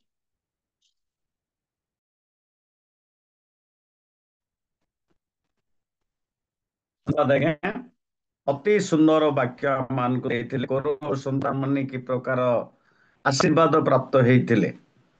ତା ସହିତ ଗୁରୁତ୍ୱ ବିଷୟ ଆଜି ଥିଲା ଯେ ସଦାପ୍ରଭୁଙ୍କ ପ୍ରାଙ୍ଗଣକୁ ଯିବା ନିମନ୍ତେ ଆମ ପ୍ରାଣ ଲାଳସା ଅଟୁକି।